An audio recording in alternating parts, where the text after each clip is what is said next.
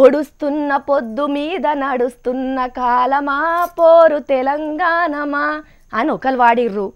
ఏం పిల్లడో ఎల్దామొస్తవా సమైక్యాంధ్రను కాపాడేందుకు, ఏం పిల్లడో ఎల్దామొస్తవా అని ఒకరు వాడిర్రు. పొమ్మంటే పోవేందయ్య ఓ ఆంధ్ర దోరా అని ఒకరు అన్నారు. ననుగన్న నా తల్లి రాయలసీమ అని ఇంకొకరు అన్నారు.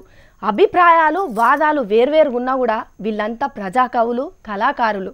పుట్టుక తలో దిక్కైనా కూడా తెలుగు పబ్లిక్ అందరి తలకాయలల్లా నాలుకలైన గొప్పోళ్ళు వీళ్ళు. ఇసోంటోళ్ళంతా ఒక్క దిక్కు చేరితే ఎట్లుంటుందల్లా, మస్తుంటుంది కదా. ఆహాహాహా ఎంత సంభ్రమో కదా. పల్లె పాటలంటే ప్రాణం పెట్టేటోళ్లకు వీళ్ళని చూడంగానే కడుపులు నిండిపోతుండొచ్చు.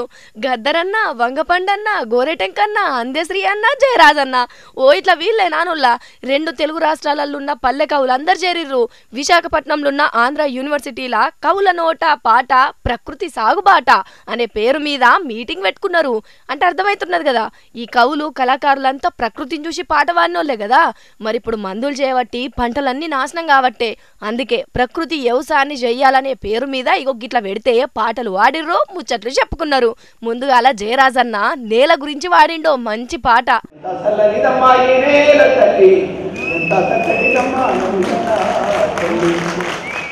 ఇగో ఇప్పుడు గోరెటెంకన్న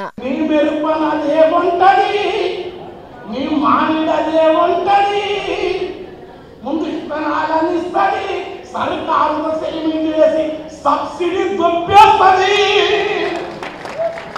నీకు రాకపోతే రాకి రాకి శిక్షణ ఇస్తానంటది. నీకు సూదిని గుచ్చేది నేర్పి సూడిని తెప్పిస్తుంది. నీ మెరుపనదే కొంటది, నీ మామిడదే కొంటది. ఘాటును తగ్గిస్తుంది, రేటును దంచేస్తుంది. సాసు ప్యాకు చేతికిచ్చి సాసు ప్యాకు చేతికిచ్చి సప్పరించమంటది. గద్దరన్న అందుకుంటాడు చూడుర్రీ.